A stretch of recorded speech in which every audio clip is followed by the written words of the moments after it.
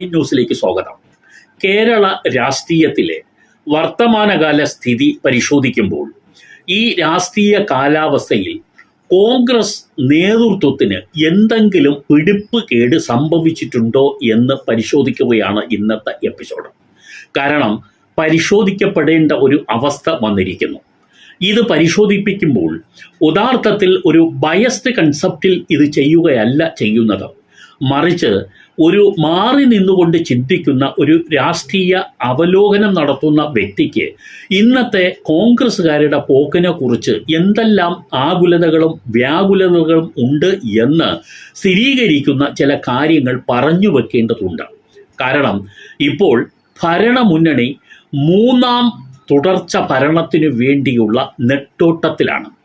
അത് മാറി മറിഞ്ഞു വരുന്ന ഒരു രാഷ്ട്രീയ സാഹചര്യം നമ്മൾ ഇപ്പോൾ കേരളത്തിൽ പരിഗണിക്കപ്പെടേണ്ടതുണ്ട്. LDFിനെതിരെ തിരിഞ്ഞ ജനവികാരം നിലവിൽ അതുപോലെ തന്നെ തുടരുകയാണോ അല്ലയോ എന്നുള്ളത് ഏറ്റവും പ്രധാനപ്പെട്ട ഒന്നാമത്തെ ചോദ്യമാണ്. രണ്ടാമത്തെ ചോദ്യം, നിലവിലുള്ള രാഷ്ട്രീയ സാഹചര്യങ്ങൾ UDFിന് പ്രത്യേകിച്ച് കോൺഗ്രസിന് അനുകൂലമായി തന്നെയാണോ നിലവിലുള്ളത് എന്നതും നമ്മൾ പരിശോധിക്കപ്പെടേണ്ടതുണ്ട്. ഈ രണ്ട് ചോദ്യങ്ങൾക്കിടയിലുള്ള മറ്റൊരു ചോദ്യമാണ് കോൺഗ്രസിൻ്റെ നേതൃത്വം, നിലവിലുള്ള നേതൃത്വം ഇപ്പോഴത്തെ രാഷ്ട്രീയ സാഹചര്യം അടുത്ത തെരഞ്ഞെടുപ്പിൽ മുതലാക്കുന്നതിന് വേണ്ടിയുള്ള ശ്രമങ്ങൾ തീവ്രമായി തന്നെ നടപ്പിലാക്കുന്നുണ്ടോ ഇല്ലയോ, അതോ അവരുടെ കയ്യിൽ നിന്നും അതെല്ലാം വഴുതിപ്പോയോ ഇല്ലയോ എന്നുള്ളതാണ്. ഇത് പരിശോധിപ്പിക്കപ്പെടുമ്പോൾ നമുക്കെല്ലാം മനസ്സിൽ വരുന്നൊരു ചിന്തയുണ്ട്. അത് ഈ ഭരണം, അതായത് പിണറായി വിജയൻ സർക്കാരിൻ്റെ രണ്ടാം ഭരണം തുടർന്നത് മുതൽ നാൾ ഇതുവരെ എന്ന് പറഞ്ഞു വെക്കുന്നില്ല, കുറച്ച് നാൾ മുമ്പ് വരെ ശക്തമായ ജനരോഷം ഈ ഗവൺമെൻറ്റിനെതിരെ നിലനിന്നിരുന്നു. അതിൽ നല്ലൊരു ശതമാനം ഇപ്പോഴും നിലനിൽക്കുന്നുണ്ട്. അല്ലാതെ ഈ ജനരോഷം പൂർണ്ണമായും മാറിപ്പോയിട്ടൊന്നുമില്ല. ജനരോഷം നിലവിലുണ്ട്. പക്ഷേ അതിൻ്റെ തീവ്രത കുറഞ്ഞിട്ടുണ്ടോ? ഉണ്ടെങ്കിൽ അതിൻ്റെ കാരണം എന്താണ്? ഇതെല്ലാം നമ്മൾ ചേർത്ത് വെച്ച് വായിക്കുമ്പോഴാണ് വർത്തമാനകാല കേരള രാഷ്ട്രീയത്തിൻ്റെ ഒരു നേർചിത്രം നമുക്ക് ബോധ്യപ്പെടുന്നത്. ഇവിടെ സംഭവിച്ചത്, ഓരോ ഘട്ടത്തിലും കോൺഗ്രസിൻ്റെ സംസ്ഥാന നേതൃത്വം മുന്നോട്ട് വരുമ്പോഴേക്കും മറ്റ് ചില കാരണങ്ങളാൽ അത് പിന്തള്ളിപ്പോകുന്ന ഒരു അവസ്ഥ ഉണ്ടാകുന്നുണ്ട്. ഇത് ആരാണ് ഉണ്ടാക്കുന്നത്, അതോ ഇത് സ്വയം സംഭവിക്കുന്നതാണോ എന്നുള്ളതാണ്. ഇവിടെ നമുക്ക് പരിശോധിക്കപ്പെടുമ്പോൾ കോൺഗ്രസിലെ സംഘടനാപരമായ ചില ദൗർബല്യങ്ങൾ ഇന്നും കോൺഗ്രസിൽ തുടരുന്നുണ്ട്. അതുമുതലാണ് കോൺഗ്രസിൻ്റെ അപജയത്തെക്കുറിച്ച് നമ്മൾ പരിശോധിപ്പിക്കപ്പെടേണ്ടത്. ഈ സംഘടനാ ദൗർബല്യം പരിഹരിക്കപ്പെടുമെന്ന് കരുതി നിരവധി സെഷനുകൾ ഡൽഹിയിലും കേരളത്തിലും ഒക്കെയായി സംഭവിച്ചിട്ടുണ്ട്, നടന്നിട്ടുണ്ട്. ഇതിലൊക്കെ തന്നെ നാളെ ഇത് ശരിയാകും, മറ്റന്നാൾ ഇത് ശരിയാകും എന്നുള്ള മെസ്സേജാണ് വന്നുകൊണ്ടിരുന്നത്. പക്ഷേ കോൺഗ്രസിൻ്റെ സംഘടനാപരമായ ചില പുനഃസംഘടനാ വിശേഷങ്ങൾ തുടങ്ങിയെടുത്ത് തന്നെ നിൽക്കുകയാണ്. വഞ്ചി തിരുനക്കര തന്നെയാണ്. KPCC പ്രസിഡന്റിനെ മാറ്റിയത് ഒഴിച്ചാൽ ഇപ്പോഴും DCC പ്രസിഡന്റുമാരെ മാറ്റുന്ന കാര്യത്തിൽ പോലും ഒരു സമവായം ഉണ്ടായിട്ടില്ല. അവിടം മുതൽ കോൺഗ്രസിൻ്റെ കേരളത്തിലെ പരാജയം സംഭവിച്ചു കൊണ്ടിരിക്കുകയാണ്. ദേശീയ തലത്തിൽ രാഹുൽ ഗാന്ധി സടകുടഞ്ഞെഴുന്നേറ്റ ചിത്രമാണ് നമുക്ക് ഇപ്പോൾ കാണാൻ കഴിയുന്നത്.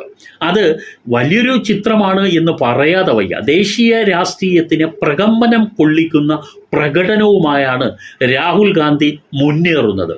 ഇപ്പോൾ ബീഹാർ തെരഞ്ഞെടുപ്പുമായി ബന്ധപ്പെട്ട് തന്നെ നമുക്ക് പറയണമെന്നില്ല, അല്ലാതെ തന്നെ രാഹുൽ ഗാന്ധി ശരിക്കും ഫോമിലെത്തിക്കഴിഞ്ഞു. ഒരു നാഷണൽ ലീഡറിൻ്റെ എല്ലാ ചേരുവകകളും രാഹുൽ ഗാന്ധി ആർജിച്ചെടുത്ത് കഴിഞ്ഞു. ഇനി രാഹുൽ ഗാന്ധി എന്തായാലും പിന്നോട്ടില്ല എന്ന് വ്യക്തമാണ്. പക്ഷേ അതിൻ്റെ ഒരു ശരിക്കുള്ളൊരു ചലനം കേരളത്തിൽ സംഭവിച്ചില്ല. കേരളത്തിൽ അത് സംഭവിക്കാതെ പോയതിൻ്റെ പിന്നിൽ ഇവിടെ ഉണ്ടായ നേതൃത്വത്തിൽ ഉള്ള ആളുകൾ തമ്മിലുള്ള പടലപ്പണക്കങ്ങളും, അതുപോലെ കേരളത്തിലെ സംഘടനാ സംവിധാനം ഇതുവരെയും വീണ്ടും ഒരു അഴിച്ചുപണി നടത്താത്ത ഒരു അവസ്ഥയും യഥാർത്ഥത്തിൽ അതിൻ്റെ കാരണമായി മാറിയിട്ടുണ്ട്. ഒന്ന് നമ്മൾ അറിയണം, ഈ ജനരോഷത്തിനെ ഈ വലിയൊരു അളവിൽ കുറച്ചു കൊണ്ടുവരുന്നതിനുള്ള തീവ്ര ശ്രമം പിണറായി വിജയനും കൂട്ടരും നടത്തിക്കൊണ്ടിരിക്കുകയാണ്. അടുത്ത കാലത്ത് നടന്ന എല്ലാത്തരം നീക്കങ്ങളും അതിനുള്ളതാണ്. ഇനി വരുന്ന ഒരു വർഷത്തിനുള്ളിൽ അതിൻ്റെ പൂർണ്ണതോതിൽ എത്തിക്കുകയും ചെയ്യും. ഇതിന് അവർക്ക് കൂട്ട് ആരൊക്കെയുണ്ട് എന്നുള്ള കാര്യം നമ്മൾ ചിന്തിച്ചു കഴിഞ്ഞാൽ ഭരിക്കുന്നത് കമ്മ്യൂണിസ്റ്റ് സർക്കാർ തന്നെ ആണോ എന്ന് നമ്മൾ സംശയിച്ചു പോകും. ആരെയൊക്കെ കൂട്ടുപിടിച്ചിട്ടാണ് ഇനി അടുത്ത് ഒരു ഇലക്ഷനിൽ വീണ്ടും ഭരണം തുടരാം എന്ന് ഈ സർക്കാർ കരുതുന്നത് എന്ന് ചിന്തിച്ചാൽ പല കമ്മ്യൂണിസ്റ്റുകാരും മൂക്കത്ത് വിരൽ വെച്ചു പോകും. കാരണം കമ്മ്യൂണിസത്തിനോട് യാതൊരു തരം സമദൂരം പാലിക്കാത്ത, ഇല്ലെങ്കിൽ തുല്യദൂരം പാലിക്കാത്ത, ഇല്ലെങ്കിൽ അതിനോട് ഒത്തുപോകാത്ത ഒരു രീതിയാണ് ഇപ്പോൾ ഇവിടെ കേരളത്തിലെ കമ്മ്യൂണിസ്റ്റ് സർക്കാരും അതിന് നേതൃത്വം നൽകുന്നവർ തുടർന്നു കൊണ്ടിരിക്കുന്നത്. അവർ വളരെ വേഗത്തിൽ തന്നെ ജനരോഷത്തിനെ മറികടക്കാനുള്ള ഓരോ ശ്രമങ്ങളും ഓരോ ദിവസം വെച്ചുകൊണ്ട് ആസൂത്രണം ചെയ്തുകൊണ്ടിരിക്കുകയാണ്. അടുത്ത കാലത്ത് ചെയ്തു കൂട്ടിയ പല കാര്യങ്ങളും കോൺഗ്രസ് തന്നെ കണ്ടില്ലെന്ന് നടിക്കുന്നു എന്ന് പറഞ്ഞാൽ എന്തു പറയാനാണ്? ഇവിടെ പലരും ചോദിക്കുന്നൊരു ചോദ്യം, ഇവിടെ പ്രതിപക്ഷമുണ്ടോ എന്നുള്ളതാണ്. പ്രതിപക്ഷം അതിൻ്റെ തീവ്രതയിൽ കേരളത്തിൽ ഒരു പ്രകടനം നടത്തുന്നില്ല. പ്രകടനം എന്ന് പറഞ്ഞാൽ ആൾക്കൂട്ടത്തിനെ കൊണ്ടുവന്ന ഒരു പ്രകടനം സെക്രട്ടേറിയറ്റിന് മുമ്പിലോ രാജ്ഭവൻ്റെ മുമ്പിലോ പുത്തരിക്കണ്ടം മൈതാനത്തോ നടത്തുക എന്നുള്ളതല്ല. മറിച്ച് സർക്കാരിനെ മുട്ടുകുത്തിക്കുന്ന തരത്തിലുള്ള പ്രകടനമാണ് ഉദ്ദേശിക്കുന്നത്. അത് നിയമസഭയിൽ മാത്രമല്ല, പുറത്തും ജനങ്ങളെ അണിനിരത്തിക്കൊണ്ടൊരു മുന്നേറ്റം നടത്തേണ്ടതുണ്ട്. അവിടെയും കോൺഗ്രസ് ഒരു പൂർണ്ണ സജ്ജമായ നീക്കം നടത്തുന്നില്ല എന്ന് തന്നെ പറയേണ്ടി വരുന്നു. രാഹുൽ മാങ്കൂട്ടത്തിൻ്റെ വിഷയം വന്നപ്പോൾ തന്നെ കോൺഗ്രസ് ആടി ഉലഞ്ഞു. ഇപ്പോഴും ആ ആടി ഉലയലിൽ നിന്ന് കോൺഗ്രസ് മുക്തമായിട്ടില്ല. ഇനിയും പിന്നാലെ പലതും കൊണ്ടുവരുന്നതിന് വേണ്ടപ്പെട്ട ഭരണ നേതാക്കൾ തന്നെ അതിനുള്ള കരുക്കൾ നീക്കിക്കഴിഞ്ഞു. ഇനി രാഹുലിന് പിന്നാലെ ആരൊക്കെയാണ് പ്രതിപട്ടികയിൽ വരിക എന്ന് നമുക്ക് കണ്ടറിയാനേ ഉള്ളൂ. ഇതെല്ലാം വടി കൊടുത്ത് അടി വാങ്ങുന്ന കോൺഗ്രസ്സുകാരാണ് എന്ന് ജനങ്ങൾ ചിന്തിച്ചു പോയാൽ അവരെ കുറ്റം പറയാൻ ഇല്ല. കോൺഗ്രസിൻ്റെ നേതൃത്വത്തിൽ വന്നു കഴിഞ്ഞാൽ വേണ്ട അച്ചടക്ക ബോധമോ ഇല്ലെങ്കിൽ അതിനനുസരിച്ചിട്ടുള്ള സൽബുദ്ധിയോ പല കോൺഗ്രസ് നേതാക്കൾക്കും ഇല്ലാതെ പോയി. ഈ തരത്തിൽ അങ്ങനെ അങ്ങ് ഒഴുകി പോകുമെന്നും അടുത്ത തെരഞ്ഞെടുപ്പിൽ ജനമെല്ലാം വോട്ട് ചെയ്ത് തങ്ങൾ തന്നെ അധികാരത്തിൽ തിരിച്ചു വരുമെന്നും കോൺഗ്രസിലെ നേതാക്കൾ വ്യാമോഹിച്ചു. ആ വ്യാമോഹത്തിന് അടിത്തറ ഉണ്ടായത് ഈ ഭരണത്തിലെ ചില ദുഷ്ചെയ്തികളാണ്, ജനരോഷമാണ്. ഇതെല്ലാം മനസ്സിലാക്കിയപ്പോൾ അടുത്ത് തങ്ങൾ തന്നെ ഭരിക്കും എന്ന് കോൺഗ്രസിലെ നേതാക്കൾ അങ്ങ് വ്യാമോഹിച്ചു പോയി. വ്യാമോഹത്തിന് പരിധിയൊന്നുമില്ല, വ്യാമോഹിക്കട്ടെ. പക്ഷേ ചെയ്യാനുള്ളത് അവർ ചെയ്യേണ്ടതുണ്ട്. അത് അവർ ചെയ്തില്ല എന്നുള്ളതാണ്, ഇപ്പോഴും ചെയ്യുന്നില്ല എന്നുള്ളതാണ്. ഈ നേതാക്കളൊക്കെ തന്നെ മനസ്സിലാക്കാനുള്ളത്, നിങ്ങളുടെ ഓരോ ചെയ്തികളും സോഷ്യൽ മീഡിയ അപ്പോൾ തന്നെ ജനങ്ങളിൽ എത്തിക്കുന്നുണ്ട്, ജനങ്ങൾ അതിന് മാർക്കിടുന്നുണ്ട്. അപ്പോൾ ജനങ്ങൾ ചിന്തിച്ചു പോകുന്നതിന് അവരെ കുറ്റം പറഞ്ഞിട്ട് കാര്യമില്ല. ഇതെന്താണ് ഈ നേതാക്കൾ കാണിക്കുന്നത്? ഈ ഗവൺമെൻറ്റിനെതിരെ ഉള്ള ജനവികാരത്തിനെ മുതലാക്കുന്നതിന് വേണ്ടിയല്ലേ കോൺഗ്രസ് ശ്രമിക്കാനുള്ളത്? അതിനുവേണ്ടിയുള്ള നീക്കമല്ലേ നടത്താനുള്ളത്? എന്നിട്ട് പരസ്പരം പാരവയ്ക്കാനും പരസ്പരം അടികൂടാനും പരസ്പരം ആരോപണം ഉന്നയിക്കാനും കോൺഗ്രസ്സുകാർ സമയം കണ്ടെത്തുന്നതിൽ ജനങ്ങളെല്ലാം നിരാശരാണ്. നിങ്ങൾ ഭരണം കിട്ടട്ടെ, ആദ്യം കിട്ടിക്കഴിഞ്ഞതിന് ശേഷം നിങ്ങൾക്ക് എന്ത് വേണമെന്ന് പറഞ്ഞാൽ പിന്നെ തീരുമാനിക്കാം. ആദ്യം ജനവികാരത്തിനെ വഴി തിരിച്ചു വിടരുത് എന്നുള്ളതാണ്. ഒന്ന് ഓർക്കണം കോൺഗ്രസ്സുകാർ, പണ്ട് LDFും UDFും രണ്ട് പക്ഷത്തായിട്ട് നിന്നു. ഒരാൾ 5 വർഷം ഭരിച്ചു കഴിഞ്ഞാൽ അടുത്ത കക്ഷി അധികാരത്തിൽ വരും. ഭരണവും പ്രതിപക്ഷവുമായി ഇങ്ങനെ ഒരു തുടർ കളിയാണ് കേരളത്തിൽ നടന്നുകൊണ്ടിരുന്നത്. പക്ഷെ ഓർക്കുക, ഇപ്പോൾ മൂന്നാമതൊരു ദേശീയ കക്ഷി തന്നെ കേരളത്തിൽ ശക്തമായ വേരുകൾ ഉറപ്പിച്ചു കൊണ്ടിരിക്കുന്നു, അഥവാ വേര് ഉറപ്പിച്ച് കഴിഞ്ഞു ബി ജെ പിയുടെ ശക്തമായ വളർച്ച കേരളത്തിൽ ഉണ്ടെന്നും ഈ രണ്ട് മുന്നണികളെയും തിരസ്കരിക്കുന്ന ജനങ്ങൾ ഒരു ഓപ്ഷൻ എന്നുള്ള നിലയിൽ ബി ജെ പിയിലേക്ക് പോയാലോ എന്നുള്ള ചിന്ത നിലനിൽക്കുന്നു. പോകും എന്ന് അല്ല ഞാൻ പറയുന്നത്, പോയാലോ എന്ന് ചിന്തിക്കുന്ന ഒരു നല്ല വിഭാഗം കേരളത്തിൽ ഉരുത്തിരിഞ്ഞ് വന്നിട്ടുണ്ട്. അത് അവർ നിരാശയിൽ നിന്ന് വന്നുള്ളതാണ്. നിരാശയിൽ നിന്ന് പതുക്കെ ഒരു ഓപ്ഷനിലേക്ക് പോകാം എന്നുള്ള ചിന്തയാണ്. കോൺഗ്രസ് ശരിയായാൽ, കോൺഗ്രസിൻ്റെ നേതൃത്വം ശരിയായ രീതിയിൽ കാര്യങ്ങൾ മനസ്സിലാക്കി മുന്നോട്ട് വന്നാൽ ആരും ഈ കോൺഗ്രസിനെ അങ്ങ് കൈവിട്ടു പോവുകയൊന്നുമില്ല. കാരണം കേരളത്തിലെ ജനങ്ങൾ ജനാധിപത്യത്തിലും മതേതരത്വത്തിലും വിശ്വസിക്കുന്നവരാണ്. അതിൽ നിന്നും ഒരു ഇഞ്ചും അവർ പിന്നോട്ട് പോകും എന്ന് നമുക്ക് കരുതാൻ വയ്യ. പക്ഷേ ഒരു ഏറ്റവും കൂടുതൽ നമ്മൾ ചേർത്ത് പറഞ്ഞു കഴിഞ്ഞാൽ എത്രയൊക്കെ നിലവിളിച്ചാലും എത്രയൊക്കെ പറഞ്ഞാലും നന്നായില്ലെങ്കിൽ പിന്നെ പോണ വഴിക്ക് പോകട്ടെ എന്ന് ജനം ചിന്തിച്ചേക്കും. ഇങ്ങനെയാണെങ്കിൽ ശരി, ഇനി മറ്റൊരു ഓപ്ഷൻ തന്നെ നമുക്ക് നോക്കാം എന്ന് ചിന്തിച്ചാൽ കുറ്റം പറയാൻ പറ്റില്ല. പക്ഷേ അതിന് ഈ LDF സർക്കാരിൻ്റെ നേതൃത്വ നിരയിൽ ഉള്ളവർ തന്നെ പുതിയ ചില തട്ടകങ്ങൾ വളരെ ശ്രദ്ധാപൂർവം ക്രിയേറ്റ് ചെയ്തുകൊണ്ടിരിക്കുകയാണ്. കോൺഗ്രസിനെയും പിന്നെ വിമർശിച്ചുകൊണ്ട് നിലകൊള്ളുന്ന കോൺഗ്രസ്സുകാരെ തന്നെ BJPയുടെ അനുകൂല വക്താക്കൾ ആക്കാതെ അവരെ കൂടി തങ്ങളുടെ പക്ഷത്തേക്ക് എങ്ങനെ ചേർത്ത് നിർത്താം എന്നുള്ള ഗവേഷണവും നടക്കുന്നുണ്ട്. അത് പൂർണ്ണമായും ജയിക്കും എന്ന് പറയാൻ ഇല്ല. കാരണം കോൺഗ്രസിനോട് ചേർന്ന് നിന്നിരുന്ന ഒരു പ്രധാന സമുദായം ഇപ്പോൾ കോൺഗ്രസിനെ ഏകദേശം കൈവിട്ടതുപോലെയാണ്. അത് സംഭവിച്ചത് എന്താണെന്ന് അതിൻ്റെ നേതൃത്വ നിരയിലുള്ള സുകുമാരൻ നായർ തന്നെ വ്യക്തമായി.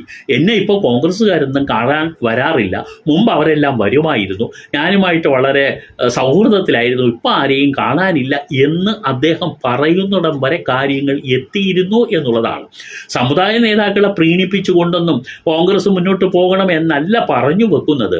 പക്ഷേ എല്ലാ സമുദായവുമായിട്ട് നല്ല ബന്ധം സൃഷ്ടിച്ചുകൊണ്ടായിരുന്നു കെ കരുണാകരൻ ഉൾപ്പെടെയുള്ള നേതാക്കൾ പഴയകാലത്ത് കോൺഗ്രസിൻ്റെ രാഷ്ട്രീയ പ്രവർത്തനം നടത്തിയിരുന്നത്.